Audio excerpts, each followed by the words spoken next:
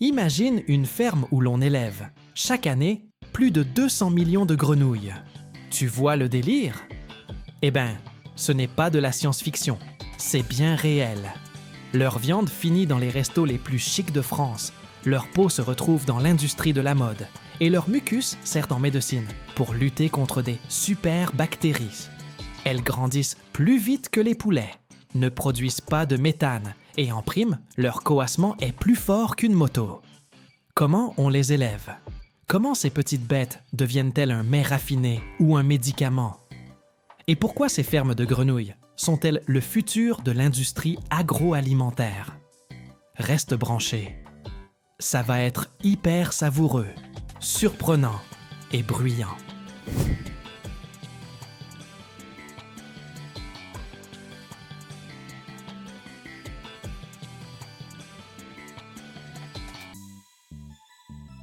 La principale mission de ces fermes, c'est de produire des grenouilles pour la filière viande, la médecine et même la déco. Leur peau et leur mucus renferment des substances antibiotiques qui peuvent stopper les bactéries et les champignons. D'après plusieurs études, les peptides présents dans la peau de grenouille sont capables de tuer des bactéries résistantes aux antibiotiques classiques. Des scientifiques du Royaume-Uni et des États-Unis bossent sur de nouveaux antibiotiques à base de sécrétions de grenouilles. On utilise aussi des extraits de grenouilles pour élaborer des traitements contre les brûlures, les plaies et les inflammations. En plus, certaines espèces, comme la grenouille à griffes d'Afrique, sont super utiles en biomédecine. Au XXe siècle, on s'en servait pour extraire l'hormone chorionique gonadotrope lors des tests de grossesse. Aujourd'hui encore, ces grenouilles aident à faire avancer la recherche sur le système nerveux et la médecine régénérative.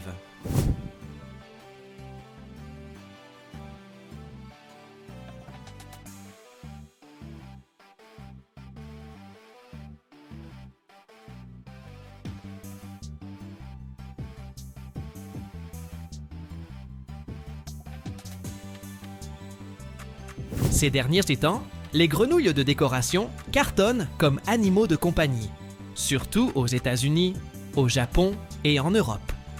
Les plus prisées sont les petites grenouilles africaines naines pour aquarium et les grenouilles fantastiques, connues pour leur couleur flashy. Elles ne demandent pas beaucoup d'entretien, n'occupent pas trop de place et ont un look vraiment original. De quoi séduire les fans d'animaux exotiques. Sur les fermes spécialisées, on les élève sous contrôle strict, puis on les vend dans les animaleries ou directement aux propriétaires. Leur prix varie, en général, de 10 à 200 $ selon la rareté de l'espèce. Mais le plus important, c'est que la viande de grenouille est considérée comme un mets-fin dans plein de pays, notamment en France, en Chine, aux États-Unis et au Brésil. La partie la plus populaire, ce sont les fameuses cuisses, ultra tendres et riches en protéines. Pour la viande, on élève surtout la grenouille taureau, Lithobat catesbeianus, qui grossit vite et peut atteindre une taille impressionnante. Quand je dis grande, imagine qu'elle peut peser jusqu'à 1 kg. T'y crois toi? Une grenouille d'1 kg, c'est quand même fou!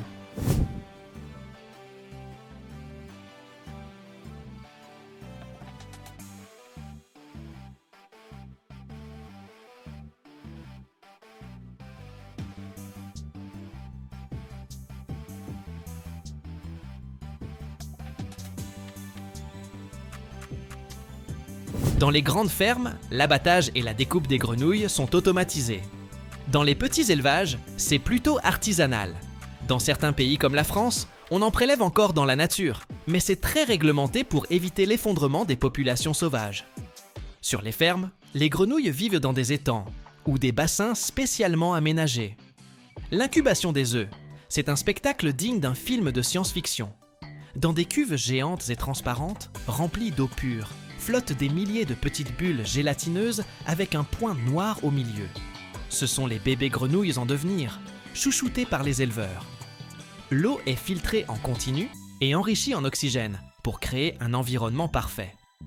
Des lampes spéciales maintiennent une température idéale, souvent autour de 25 ou 30 degrés Celsius, histoire d'accélérer la maturation.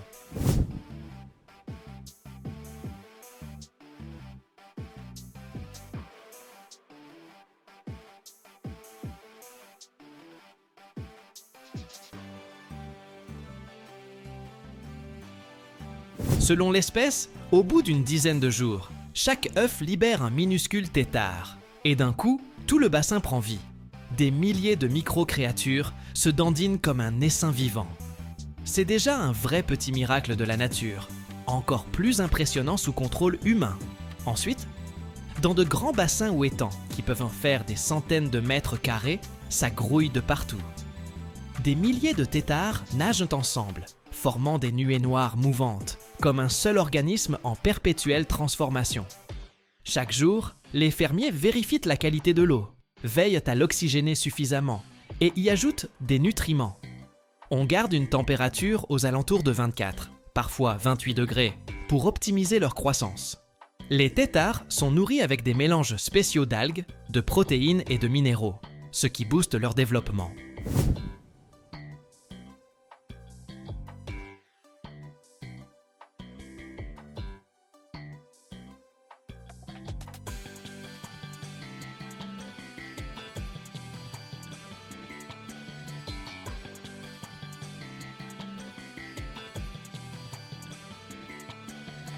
Environ 10 semaines plus tard, place à la métamorphose magique. Les têtards voient apparaître leurs pattes arrière, puis les pattes avant, tandis que leur queue rétrécit peu à peu. À la fin de cette phase, le bassin se transforme en un univers bouillonnant de minuscules grenouilles, qui apprennent à respirer à l'air libre et se préparent à la suite de leur vie. La partie adulte de la ferme, c'est un monde hyper animé et bruyant, surtout la nuit, quand elles commencent à coasser en chœur. Après quelques mois, selon l'espèce, les grenouilles atteignent la taille et le poids requis. Elles vivent dans de grands enclos, avec de petits points d'eau, des pierres et des plantes, pour recréer leur habitat naturel. On les nourrit d'insectes vivants, de poissons miniatures ou de granulés protéinés. Avant la vente, on place certaines grenouilles dans des réservoirs spéciaux pour qu'elles s'habituent. Puis, elles partent dans les restos, les labos ou chez des passionnés d'animaux exotiques. Les éleveurs sélectionnent à la main les plus costaudes et les plus saines pour la reproduction, histoire de garder une population stable sur la ferme.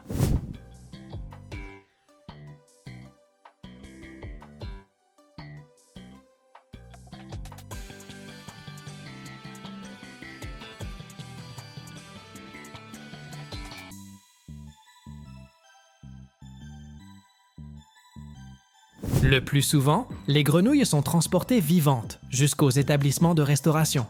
Les restos préfèrent les recevoir vivantes pour les abattre juste avant la préparation. Dans certains pays, c'est même la loi. Plus facile de contrôler la qualité du produit comme ça. Pour le transport, on les met dans des contenants en plastique ou en filet, avec un taux d'humidité optimal. On contrôle la température pour limiter leur stress. Comparé à la viande de porc ou de bœuf, élever des grenouilles demande beaucoup moins de ressources. Elles poussent vite, consomment peu de nourriture et ne produisent pas de méthane comme les bovins.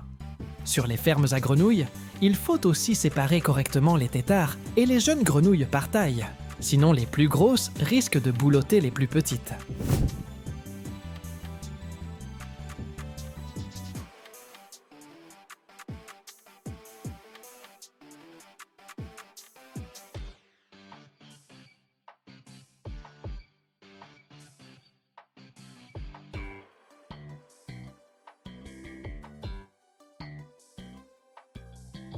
Sache que le coassement peut être vraiment assourdissant. Dans les élevages de grenouilles taureaux, on s'installe souvent loin des habitations, parce que leur rugissement peut atteindre 85 décibels, aussi fort qu'une moto. Parfois, on cultive aussi les grenouilles dans les rizières. Dans certains pays d'Asie, les agriculteurs les laissent vivre dans les champs inondés pour bouffer les insectes nuisibles. Puis, après la récolte du riz, ils les attrapent et les revendent. Du coup, en Chine, certains fermiers gagnent 2 fois plus sur la même parcelle. Même si, dans de nombreux pays musulmans, on ne consomme pas la grenouille. En Indonésie, où il y a de grandes fermes, des érudits de l'islam ont autorisé leur consommation parce que ces amphibiens sont considérés comme purs.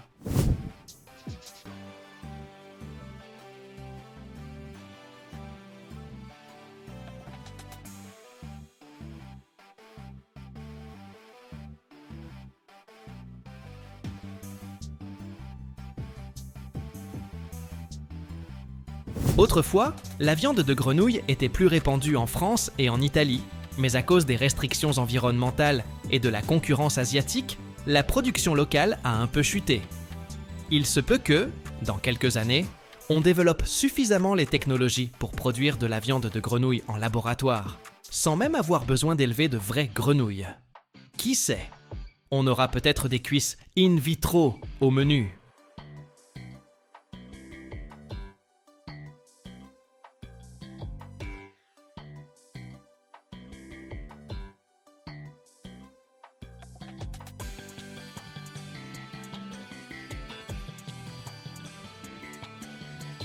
Chaque année, dans le monde, plus de 60 millions de tonnes de rails sont produites. C'est plus de 4 millions de kilomètres d'acier qui s'étendent à travers les continents.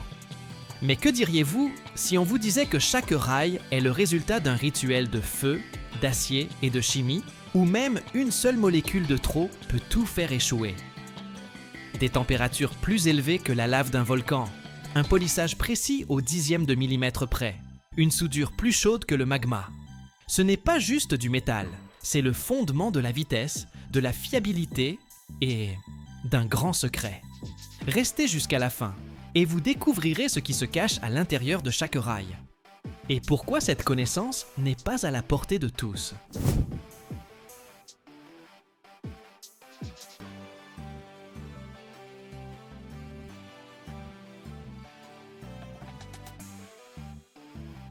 D'abord, il faut créer le bon alliage d'acier. On charge dans le haut fourneau de la ferraille, du minerai de fer, du coke et du calcaire, les matières premières qui se transformeront en futurs rails. La température dans le haut fourneau atteint plus de 1500 degrés. Sous cette chaleur infernale, le métal devient liquide, prenant la couleur d'un soleil incandescent. Les ouvriers surveillent attentivement la composition. Même un dixième de % de carbone en trop peut rendre le rail cassant ou trop mou. Après la fusion, l'acier en fusion est coulé dans des moules, des lingotières métalliques qui forment des blocs rectangulaires, appelés lingots ou brames. Ils ne ressemblent pas encore à un rail. Ce sont juste des barres de plusieurs mètres de long et de plus de 30 cm de large. Après la coulée, chaque ébauche refroidit, mais pas complètement. On la garde chaude pour réduire les contraintes pendant le laminage.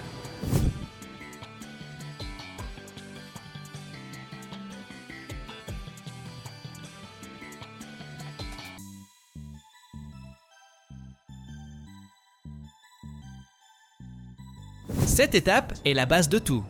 Si l'acier est de mauvaise qualité, même un laminage parfait ne sauvera pas la situation. Le contrôle ici est donc quasi rituel. Les chimistes vérifient la composition. Les métallurgistes contrôlent la température. Des capteurs automatiques enregistrent l'uniformité du refroidissement. Et seulement lorsque tous les paramètres coïncident, l'ébauche est envoyée plus loin, dans la fournaise ardente de l'atelier de laminage. Dans l'atelier de laminage, des barres massives, pouvant atteindre 20 mètres de long, sont chauffées dans des fours à plus de 1200 degrés Celsius. Le métal devient plastique, comme de la pâte, mais conserve sa densité et sa résistance. L'ébauche chaude est immédiatement envoyée dans des laminoirs réversibles. Ce sont d'énormes machines avec de lourds cylindres. Elles y passent plusieurs fois, d'abord pour réduire l'épaisseur, puis pour lui donner la bonne forme.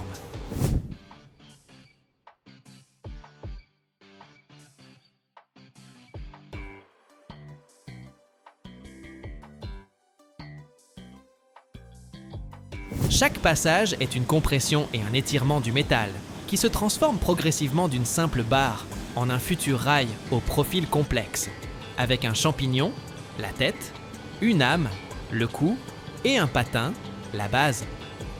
Pour obtenir une géométrie précise, on utilise un laminage de finition appelé calibrage. C'est comme une finition de la forme, où les tolérances ne dépassent pas 3/10 de millimètre. Juste après le laminage, les rails encore chauds subissent un processus de refroidissement. On les souffle uniformément avec de l'air, ou on les laisse refroidir à l'air libre. Il est crucial que le refroidissement soit symétrique, sinon le métal pourrait se déformer. Pour assurer un trajet fluide et sans choc à grande vitesse, les rails individuels sont soudés en longues sections, jusqu'à 400 mètres sans aucun joint.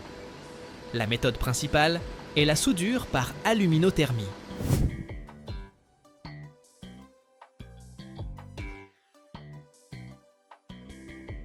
Dans un moule spécial, on laisse un espace de quelques millimètres entre deux rails. On y verse un mélange d'acier en fusion, obtenu par la réaction de poudre d'aluminium avec de l'oxyde de fer. La température atteint jusqu'à 2500 degrés. Ce métal en fusion pénètre dans les deux parties du rail et enveloppe la zone de jonction. Quand il se solidifie, il forme une liaison monolithique, plus solide que le rail lui-même. Ensuite, l'excès de métal est à couper et la zone de soudure est polie pour obtenir un niveau parfait, sans la moindre saillie. Chaque joint est contrôlé par ultrasons ou par courant de Foucault pour s'assurer qu'il ne reste aucune microfissure cachée. Ces longs rails sont plus faciles à transporter qu'il n'y paraît. On les enroule sur des tourèbes spéciaux ou on les transporte sur des wagons à plateforme pivotante.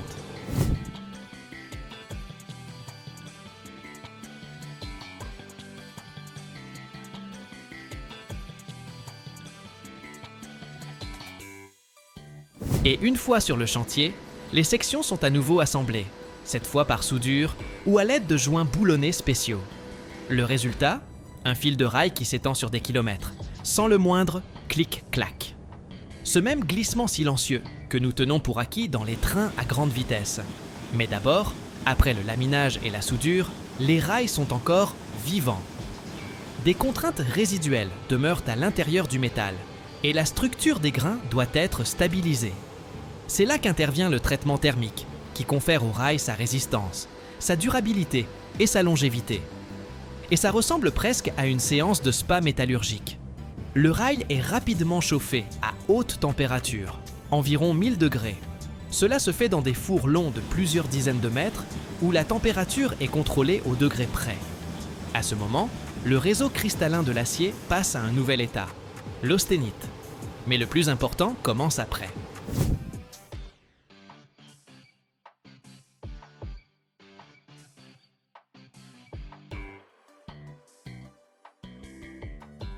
Le rail est refroidi instantanément. Des jets d'eau à haute pression sont dirigés le long du champignon et de l'âme, précisément la partie sur laquelle roule la roue.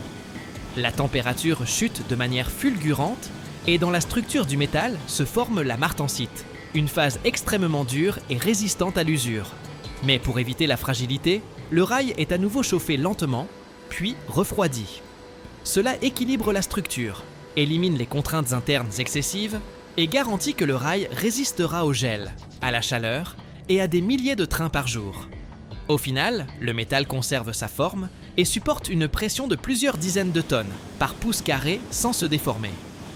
Avant que le rail ne prenne la route, il subit toute une série de tests rigoureux, comme s'il postulait pour rejoindre l'armée des transports à grande vitesse. Dans des laboratoires spécialisés, on vérifie sa résistance, sa dureté, sa géométrie et ses défauts internes.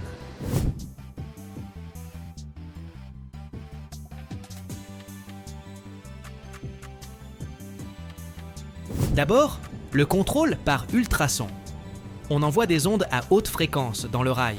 S'il y a une micro-fissure ou une cavité à l'intérieur, le signal est réfléchi et révèle le problème. Ensuite, la mesure de la dureté sur toute la longueur, pour s'assurer que le traitement thermique a été uniforme. En parallèle, on vérifie la rectitude et le profil.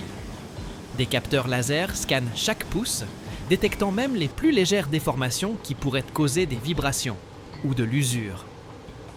Et pour finir, les tests de flexion et de choc. Un fragment de rail est soumis à une pression des dizaines de fois supérieure au poids d'un train, pour s'assurer qu'il relèvera tous les défis sur son parcours. Quand le rail a passé avec succès tous les tests, vient le moment du voyage le plus responsable, vers le site de pose.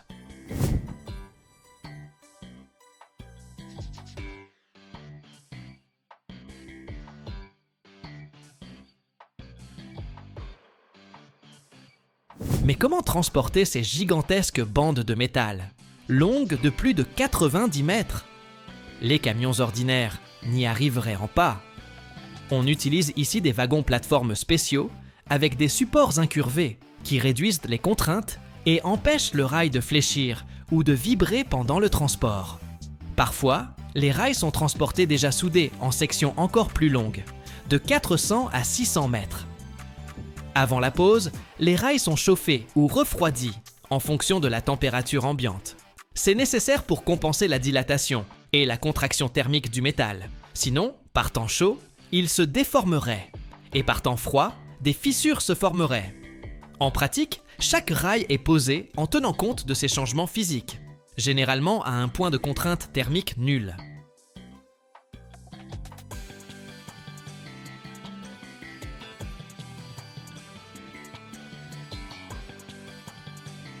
Un milliard, 300 millions de mètres de câbles Internet sous-marins reposent déjà au fond de nos océans. Et chaque année, ce réseau s'étend. Tout ça pour que nous puissions envoyer un message, regarder une vidéo ou passer un appel à travers les continents. Plus de 95% de tout le trafic Internet intercontinental transite par eux chaque jour. Plongés dans les abysses, ils franchissent des dorsales volcaniques, affrontent les requins, les navires et même la géopolitique. Comment crée-t-on ces infrastructures titanesques? Qui conçoit leur tracé?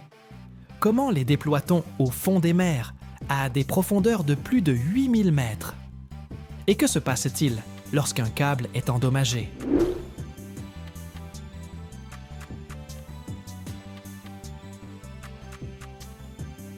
Pour que l'Internet traverse les océans, il faut un câble capable de résister à la pression, à l'eau salée, à la faune marine et à des décennies de service sans réparation. Tout commence par l'âme centrale, un conducteur en cuivre ou en aluminium, par lequel passera le signal principal. De grands lingots de métal purifiés sont fondus et passés dans des tréfileuses, des machines qui étirent le matériau à plusieurs reprises, à travers des filières de plus en plus étroites, réduisant son diamètre à quelques millimètres. À ce stade, on obtient une section parfaitement circulaire, exempte de la moindre micro-fissure ou poche d'air. Après le tréfilage, le fil subit un traitement thermique. On le chauffe à une température précise pour éliminer les tensions internes et le rendre plus flexible. Ensuite, il est nettoyé de ses oxydes, souvent par un procédé chimique ou à l'aide de rouleaux abrasifs.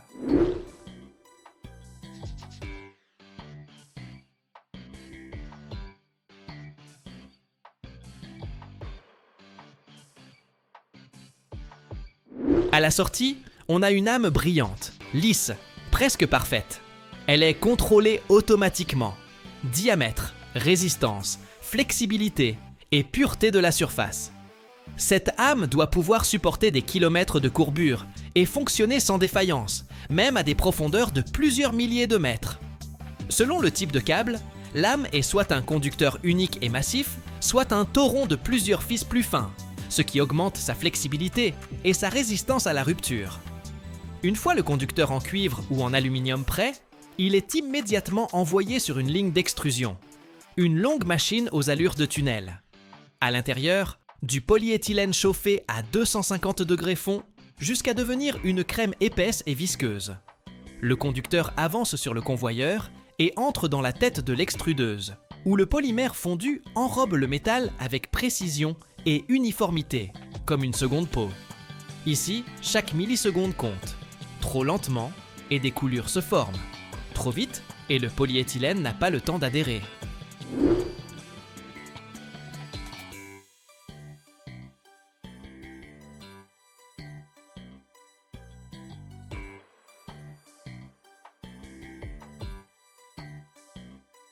Immédiatement après, le câble plonge dans un bain d'eau de refroidissement, où la couche de polyéthylène durcit rapidement, épousant étroitement le conducteur. Toute la surface doit être lisse, sans la moindre bulle ni fissure. C'est la première ligne de défense contre l'humidité. Après refroidissement, c'est l'heure du contrôle. Des lasers mesurent l'épaisseur de l'isolant et des caméras inspectent la surface. Si quelque chose cloche, le câble est coupé et recyclé. L'étape suivante est l'application d'un gel hydrophobe qui joue le rôle d'un bouclier invisible. Ce composé dense et visqueux remplit toutes les cavités à l'intérieur du câble, enveloppe la fibre optique et crée une barrière interne contre l'humidité. Dans une chambre spéciale, le câble passe à travers un système de buses ou de têtes rotatives qui injectent uniformément le gel sur la partie centrale et dans l'espace entre les fibres. Le gel ressemble à une graisse transparente. Il ne sèche pas, ne gèle pas et ne se dissout pas dans l'eau, même à 8000 mètres de profondeur sous la pression de centaines d'atmosphères.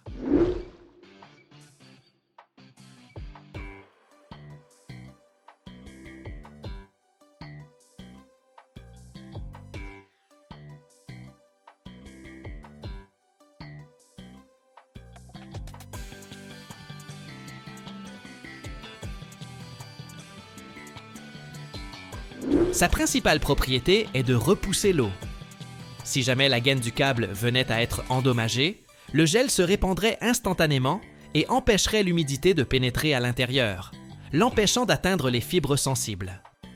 À ce stade, il est aussi crucial que la quantité de gel ne soit ni excessive, ce qui compliquerait la pose des couches suivantes, ni insuffisante, ce qui diminuerait l'efficacité de la protection.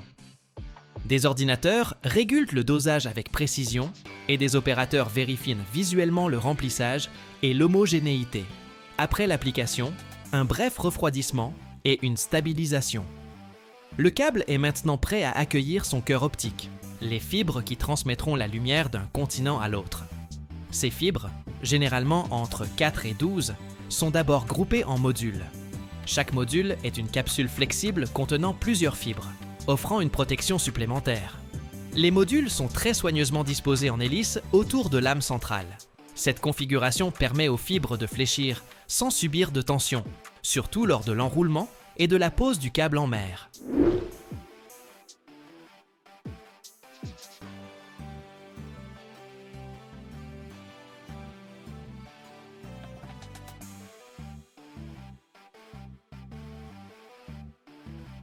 Pour que les fibres restent en place, elles sont calées dans le lit de gel qui a été appliqué précédemment. Il n'y a aucune colle, juste un contact étroit et une structure flexible. Il est essentiel qu'aucune fibre ne se croise, ne se brise ou ne se déplace. C'est un travail d'orfèvre, bien que réalisé sur une chaîne de montage. Ensuite, on vérifie la continuité de chaque fibre. On y envoie une impulsion laser. La moindre micro-fissure ou courbure provoquerait une défaillance et la fibre ne passerait pas le contrôle. Si tout est bon, la structure passe à l'étape suivante, l'isolation et le blindage supplémentaire.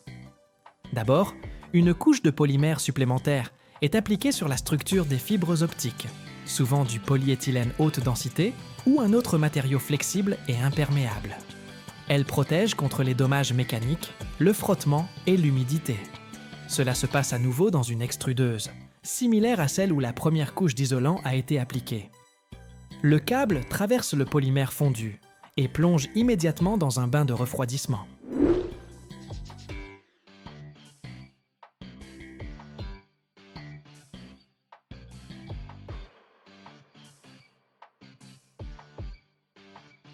Après refroidissement, le câble entre dans la section de blindage par fils d'acier. Des machines déposent uniformément des fils ou des rubans d'acier en hélice autour de lames déjà isolées. Dans les zones peu profondes, ce blindage est plus épais pour protéger contre les ancres, les filets de pêche et les morsures de requins.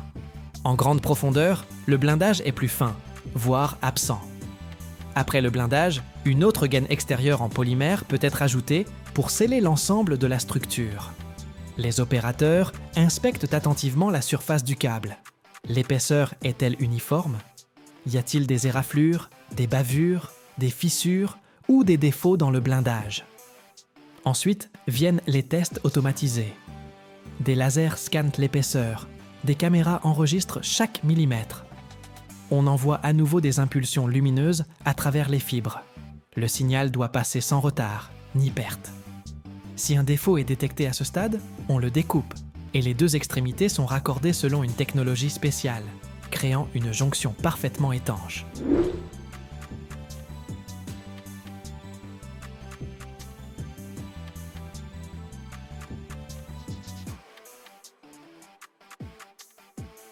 Après vérification, le câble arrive à la section de marquage. Ici, sur la gaine extérieure, on imprime les informations sur le lot, la date de production, le type de câble et sa destination. Souvent, tous les quelques mètres, pour qu'il soit facile d'identifier le câble même lors de sa pose au fond de la mer. Et enfin, l'enroulement sur les tourets. Ce sont de gigantesques bobines, pouvant atteindre 4 ou 5 mètres de diamètre, capables de contenir jusqu'à 2500 mètres de câble. Chaque spire doit être parfaitement aligné, sans torsion et avec une tension uniforme. Des systèmes automatiques régulent la vitesse et la force de tension, tandis que les opérateurs supervisent chaque étape. Si le câble est destiné à être posé en mer, les tourets sont immédiatement envoyés sur des navires câbliers, où ils sont installés sur le pont. Sinon, ils sont stockés dans des entrepôts spéciaux, avec contrôle de l'humidité, car même une corrosion mineure pourrait être fatale.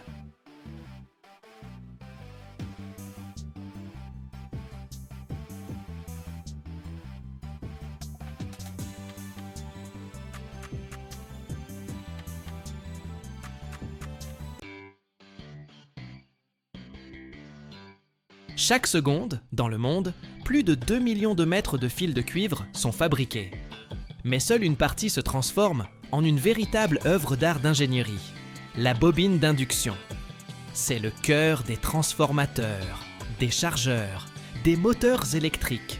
Dans cette vidéo, vous allez suivre tout son parcours, du fil de cuivre étincelant à la spire parfaite, vernis, vide, four infrarouge. Tout est mis en œuvre pour que le cuivre supporte des années de charge sans produire la moindre étincelle.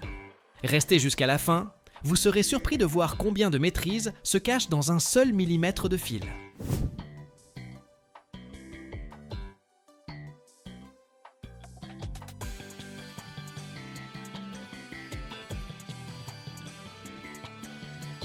Le fil de cuivre destiné aux bobines d'induction n'est généralement pas fabriqué dans la même usine où elles sont enroulées.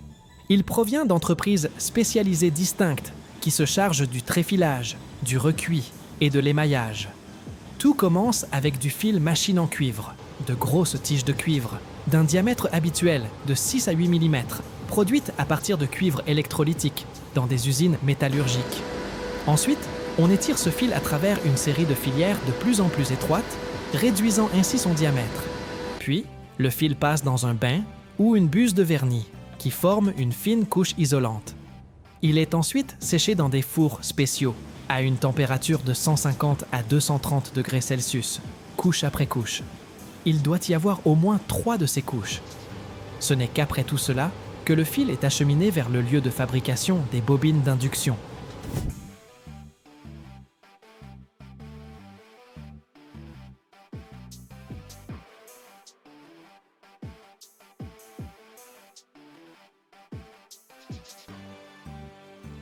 Les portes s'ouvrent et un camion pénètre dans l'enceinte de l'entreprise. À l'intérieur, de lourdes bobines de fil de cuivre, semblables à des bobines de fil géantes pour des titans. Certaines ont la taille d'une roue de voiture et pèsent de plusieurs centaines de livres. D'autres sont plus petites, mais non moins importantes. Elles sont soigneusement rangées dans des boîtes en plastique hermétique, recouvertes d'un film de protection, avec un étiquetage sur tout le périmètre. Un cariste soulève délicatement une bobine et la transporte vers la zone de stockage. Ici, tout est stérile.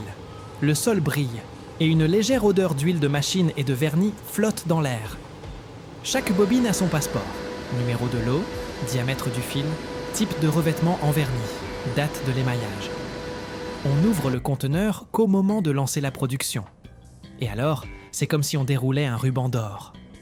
Le fil couleur cuivre scintille, parfaitement lisse, avec une fine couche de vernis, à peine perceptible à la lumière. Un seul contact maladroit, et l'émail peut être endommagé. C'est pourquoi on ne le manipule qu'avec des gants.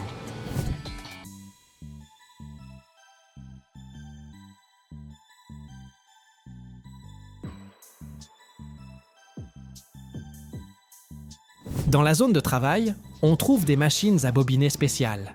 Elles se tiennent là, telles des araignées silencieuses, prêtes à commencer leur tissage méticuleux. L'opérateur insère la bobine de fil dans le support, fait passer le début du fil à travers un galet de guidage et le fixe sur le noyau de la future bobine d'induction, généralement un noyau en ferrite ou en métal. La machine se met en marche. Le fil s'enroule autour du noyau avec une précision micrométrique, spire après spire, de manière dense, sans le moindre interstice. La vitesse est contrôlée par ordinateur. Trop vite, le fil pourrait se casser ou surchauffer. Trop lentement, la production deviendrait inefficace. Tout se déroule dans un silence quasi total. On n'entend que le léger bourdonnement du moteur et le chuchotement du métal. Sur l'écran, un schéma de bobinage s'affiche. Type de bobine, nombre de spires, géométrie, parfois même l'angle d'inclinaison des spires.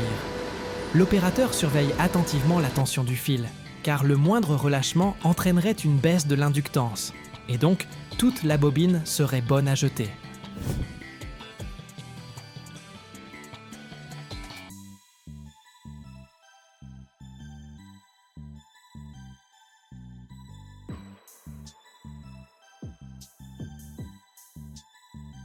À un certain stade, le fil s'arrête automatiquement.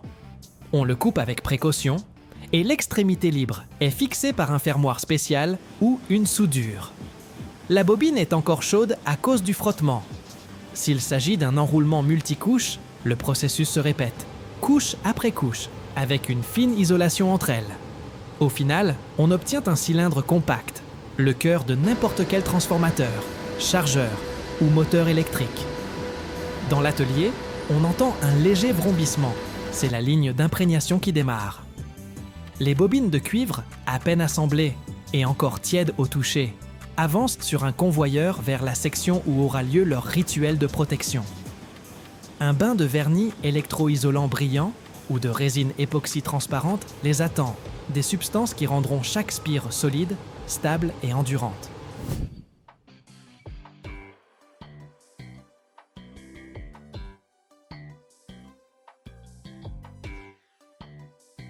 Les petites bobines sont simplement immergées complètement. On les plonge dans le liquide comme une cuillère dans du miel et on les y laisse quelques minutes. Le vernis s'infiltre lentement entre les spires, enrobe le cuivre, comble les vides et soude littéralement la structure en un tout monolithique. Ensuite, on les retire en les soulevant lentement pour que l'excédent s'égoutte sans laisser de coulure. Mais pour les plus grosses bobines, le rituel est plus complexe. L'imprégnation sous vide. Les bobines sont placées dans une chambre hermétique et une pompe en évacue l'air. Le vide aspire les bulles d'air, non seulement de l'espace environnant, mais aussi des plus petites micro-fissures à l'intérieur du bobinage. Ensuite, le vernis est introduit dans la chambre et il pénètre absolument partout, comme l'eau qui s'infiltre dans une fissure sèche dans la roche. Aucun micro-interstice n'est laissé sans protection. Tout cela n'est pas pour faire joli. Dès demain, ces bobines travailleront dans des conditions difficiles. Vibrations, surchauffe, oscillations électromagnétiques. Et seule une imprégnation fiable protégera leur forme et leur conductivité, pour qu'aucune étincelle ne détruise ce qui a été créé avec tant de précision.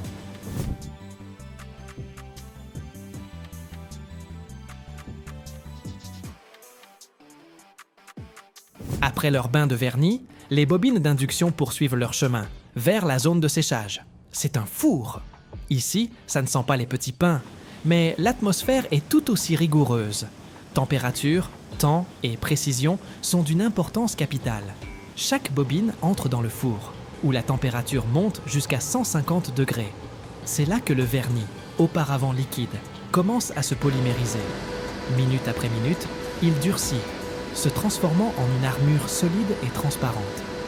Une fine carapace brillante qui enveloppe les fils de toutes parts. Elle est légère, presque invisible, mais incassable. La fixation de la forme, c'est l'un des principaux résultats de cette étape. Tant que le vernis est mou, les spires peuvent légèrement bouger, surtout lors du fonctionnement dans un appareil où il y a des vibrations ou des charges de courant. Mais après la cuisson, tout se fige exactement comme il faut.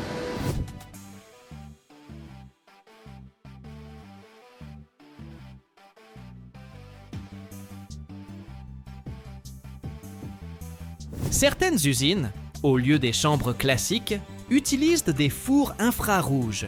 Ils agissent de manière ciblée, chauffant la surface plus rapidement et plus uniformément. D'autres emploient des systèmes de tunnels où les bobines se déplacent sur un convoyeur à travers un tunnel de chaleur. Ça permet d'économiser de l'énergie et du temps, surtout en production de masse. Et un autre point important, l'amélioration de l'isolation. Après durcissement, le vernis devient résistant à l'humidité, à la surchauffe, au choc mécanique et même à certains produits chimiques. Ça signifie que chaque bobine qui sortira du four pourra fonctionner pendant des années, sans perdre la moindre parcelle de sa puissance. Après la cuisson, les bords des bobines peuvent rester un peu irréguliers. Des restes de vernis, des chutes de fil ou un excès de matériaux dépasse. Tout ça est soigneusement coupé ou poncé à l'aide d'équipements de précision. Des disques abrasifs, des micro-ponceuses et parfois même une découpe au laser. C'est particulièrement important pour les bobines qui doivent s'insérer parfaitement dans des assemblages où chaque millimètre compte.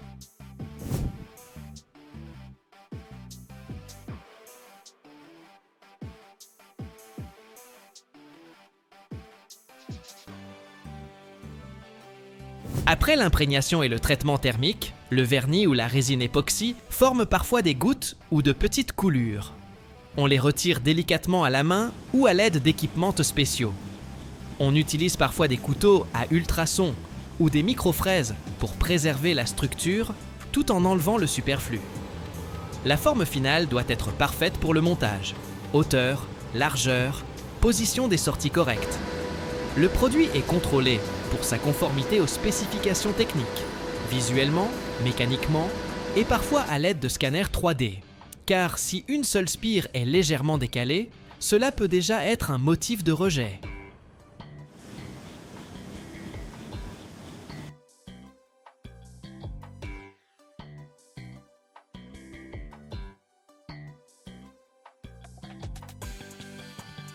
Imagine un peu, une plaque d'acier géante, grande comme une pièce, qui se transforme en une pièce parfaite.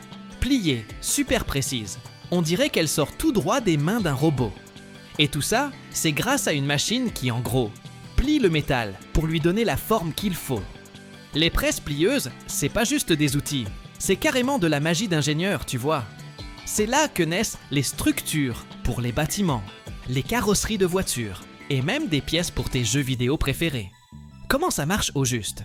Quelle forme on peut créer à partir d'une seule plaque de métal? Et pourquoi le pliage, c'est tout un art et pas juste une étape? Allez, on va décortiquer tout ça.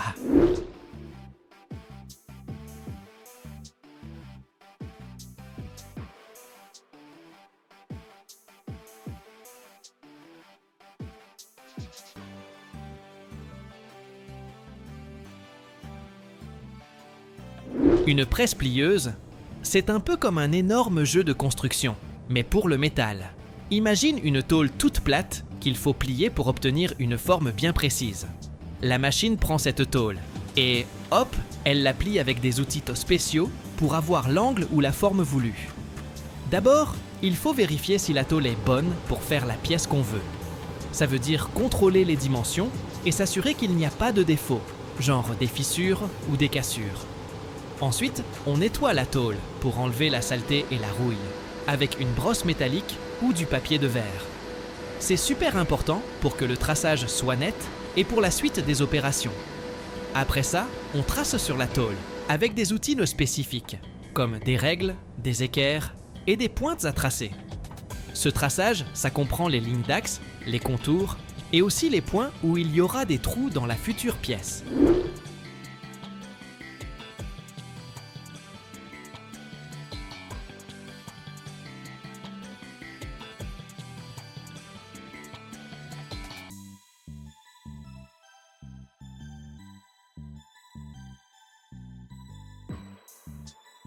Pour que ce traçage tienne bien et ne s'efface pas pendant le travail, on recouvre la surface du métal avec une peinture spéciale. On peut utiliser de la craie sèche, ou alors un mélange de craie et de colle, ou même une solution de sulfate de cuivre. Une fois le traçage fait, on vérifie que tout colle bien avec le plan de la pièce. Dans les grosses usines, on utilise souvent des systèmes automatiques pour soulever et placer les tôles sur la machine. Ça peut être des convoyeurs ou des bras robotisés qui positionnent la tôle pile-poil sur la partie basse de la presse, qu'on appelle la matrice. Dans les plus petits ateliers, ou pour des petites séries, ce sont les opérateurs qui placent les tôles à la main. Les gars, enfin les opérateurs, avec leurs équipements de protection, gants et tout, ils soulèvent les tôles avec des outils spéciaux ou des palans et les posent sur la machine.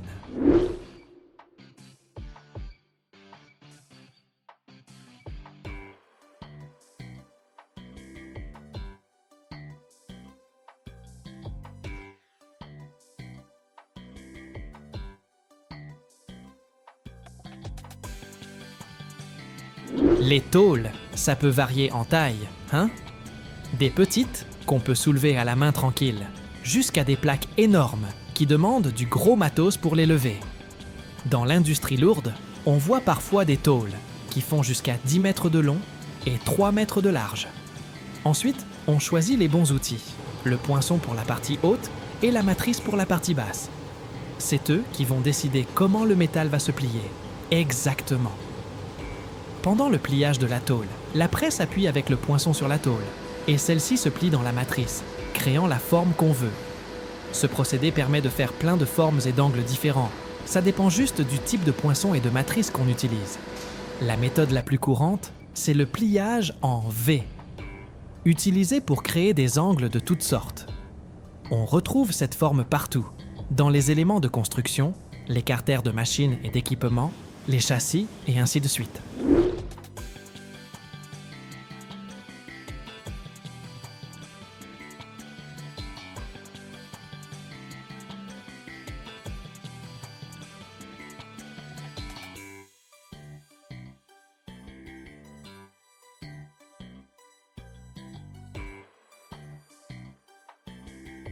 Le pliage en U, lui, sert à faire, des profilés en U, en acier ou d'autres métaux.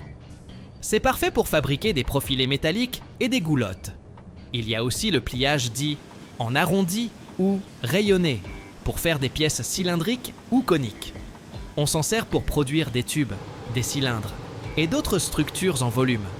Pour des formes encore plus complexes, on peut faire du pliage multiple, par exemple pour obtenir un profilé en forme de caisson ou de chapeau.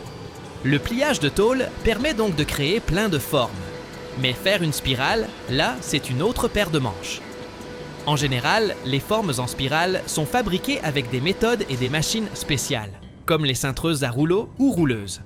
Ces machines servent à fabriquer des surfaces cylindriques, coniques ou d'autres formes en volume. Elles créent des spirales en faisant passer le métal entre des rouleaux qui le façonnent petit à petit. On les utilise beaucoup pour fabriquer des tubes, des cylindres et d'autres structures métalliques qui ont besoin de cette forme en spirale.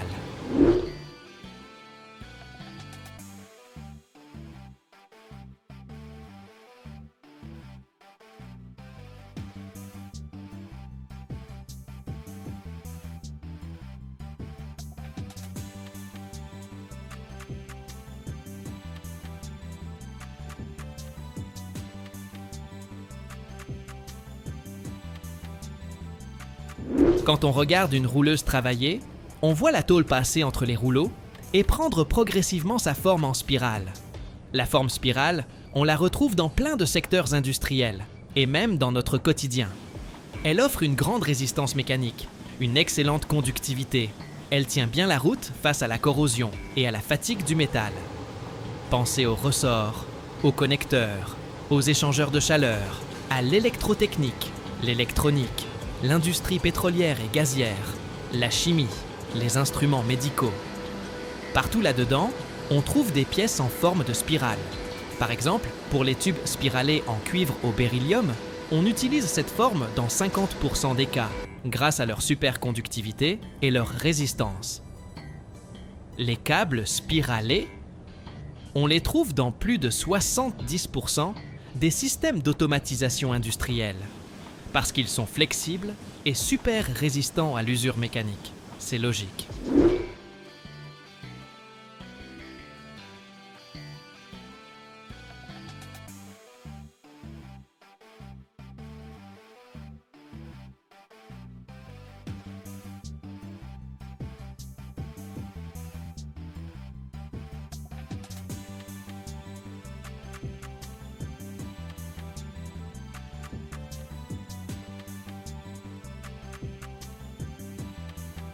Et les ressorts spiralés, on les voit dans plus de 30% des actionneurs mécaniques, parce qu'ils permettent d'ajuster la force du ressort comme on veut.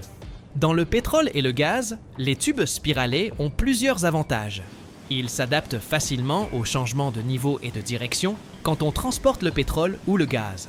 C'est crucial, surtout quand on construit des pipelines dans des zones géologiques compliquées, tu vois.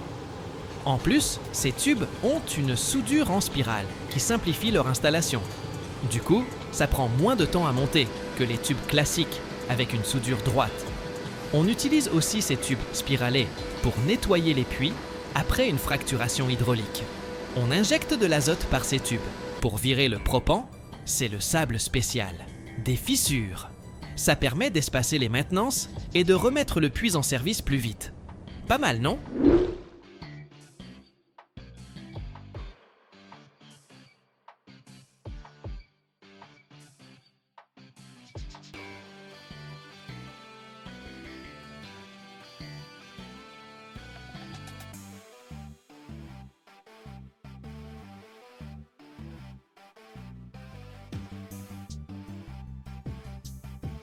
Ces formes métalliques, on peut les faire en différents matériaux, acier, alu, cuivre. Le choix du matériau, ça dépend de ce qu'on attend de la pièce finale et si on peut la réutiliser ou la recycler. C'est vrai que les méthodes de fabrication traditionnelles, ça peut consommer pas mal d'énergie et de ressources. Et ça, forcément, c'est pas top pour l'environnement.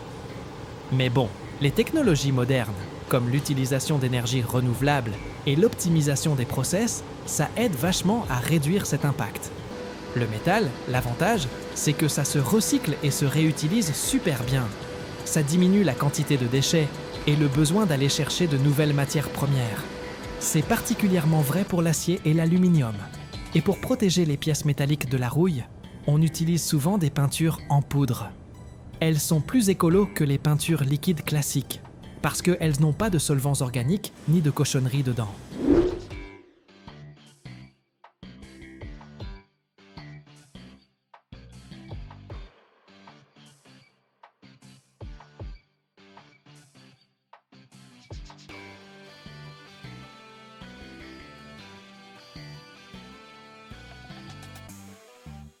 Passer à l'énergie solaire, éolienne ou hydraulique, ça peut réduire les émissions de gaz à effet de serre de 70, voire 90%. Par rapport aux énergies fossiles, c'est énorme. Améliorer les process et automatiser, ça peut faire baisser la conso d'énergie de 20 à 30% et réduire les déchets de 25%. Et réutiliser les pièces métalliques, ça diminue les déchets de 50 à carrément 70%.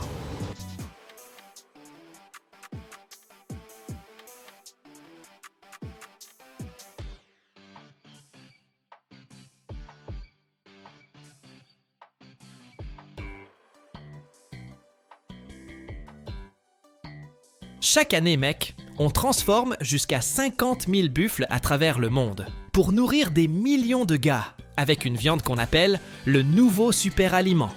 Incroyable, non? Les archéologues, eux, ils kiffent nous rappeler qu'on chassait ces bestiaux déjà à l'époque préhistorique. Et aujourd'hui, la viande de buffle, elle cartonne partout. Peu de gras, hyper nourrissante. Le top. Il y a plus de 5000 ans, on les a domestiqués pour bosser dur. Mais c'est seulement récemment qu'on a capté leur potentiel côté cuisine. Des fermes géantes sur des milliers d'hectares au labo high-tech pour checker la qualité. C'est toute une industrie, putain. Dans cette vidéo, on va te montrer comment les buffles révolutionnent notre bouffe et pourquoi leur lait, c'est le secret d'une mozzarella à tomber. Reste jusqu'au bout, ça va être savoureux.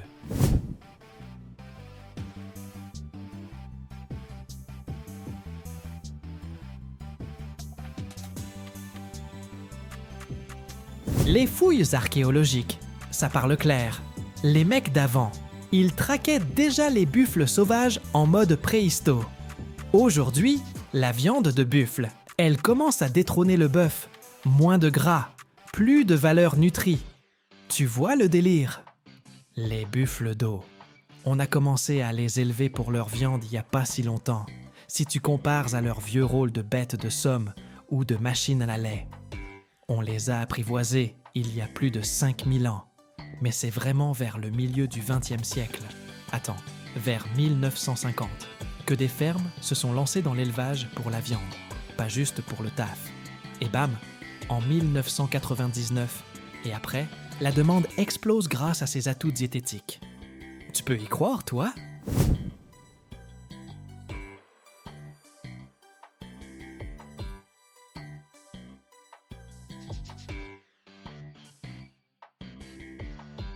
Une grosse ferme à buffles, avec plusieurs milliers de têtes. C'est pas rien, des pâturages immenses, des enclos bien pensés, où on les élève, on les nourrit, on les bichonne. Il y a aussi des installations modernes, pour traire. Ouais, parce que le lait de buffle, c'est de l'or.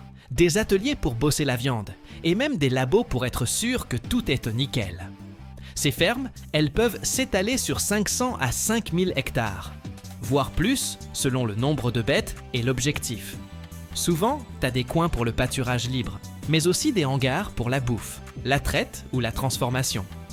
Les buffles, comme tous les gros bestiaux, ils boivent un max. Du coup, t'as des points d'eau partout, des bassins artificiels ou des lacs naturels, genre étangs, pour qu'ils puissent s'abreuver direct. Voilà comment ça tourne.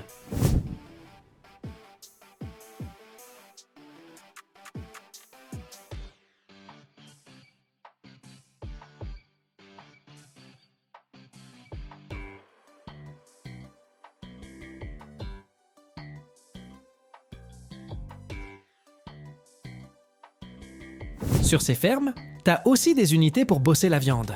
Hyper crucial si l'objectif, c'est la production de bœuf à bouffer. Ces ateliers, ils gèrent tout, de l'abattage à l'emballage, prêt à vendre. Dans les abattoirs, on passe à l'action. Les bêtes sont abattues, la viande a été nettoyée, refroidie. Ça peut prendre quelques heures, voire une journée, selon la météo et le matos. Ensuite, on découpe. On enlève les os, les trucs inutiles, et on prépare le tout. Ça peut partir au congèle, au fumage ou en produits transformés. Saucisson, steak, tu vois l'idée. À la fin, on emballe, sous vide ou pour les rayons des supermarchés. On colle une étiquette et c'est parti. C'est carré, non?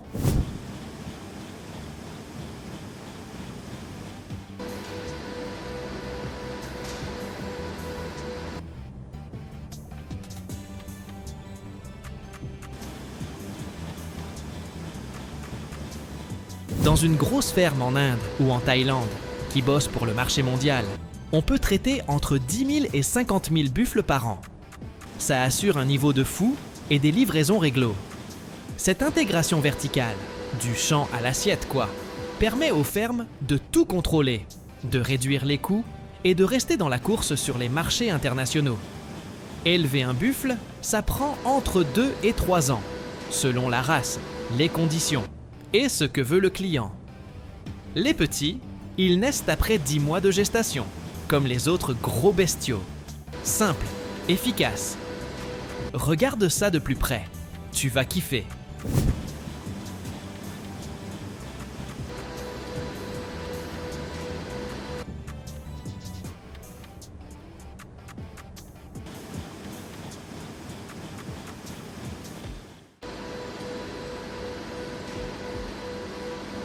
À la naissance, les petits veaux, ils pèsent entre 30 et 40 kilos, pas plus.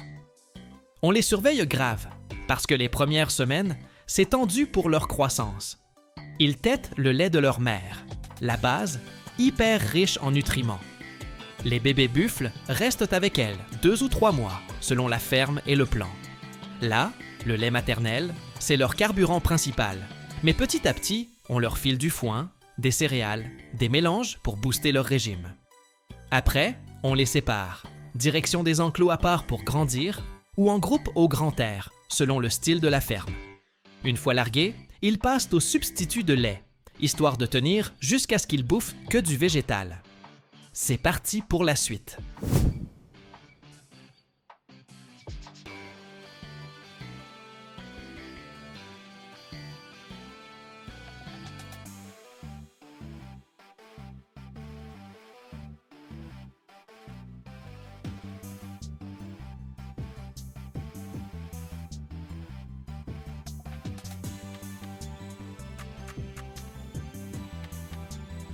À ce stade, les buffles passent en mode bouffe sérieuse. Herbes, foin, céréales, tout y passe.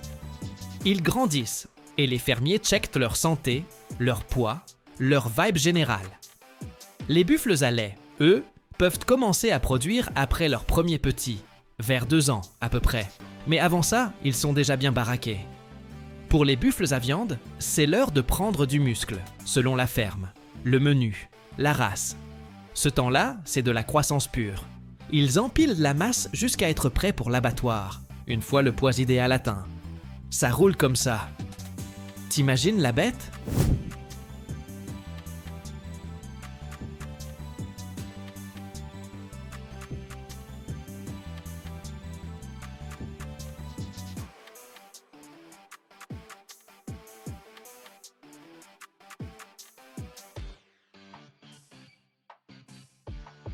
Pour l'abattoir, un buffle à viande, ça tape entre 450 et 650 kg en moyenne, selon la race et l'élevage. Les buffles d'eau, on en trouve partout, mais l'Inde, c'est le boss. 60% du cheptel mondial, mec. En Europe, genre en Italie, on élève des buffles à lait pour la mozzarella. Et là, c'est autre chose. Une bufflonne, elle peut sortir entre 1500 et 3000 litres de lait par an, plus que pas mal de vaches. Et ce lait, avec 8% de gras, c'est le rêve pour les fromages. Ces bêtes, elles peuvent vivre jusqu'à 25 ou 30 ans. Mais pour bosser, on les garde jusqu'à 10 ou 15 ans, selon si c'est pour le lait ou la viande. En Inde ou au Pakistan, ils servent encore à labourer les champs, surtout dans les zones humides. Des machines vivantes, quoi.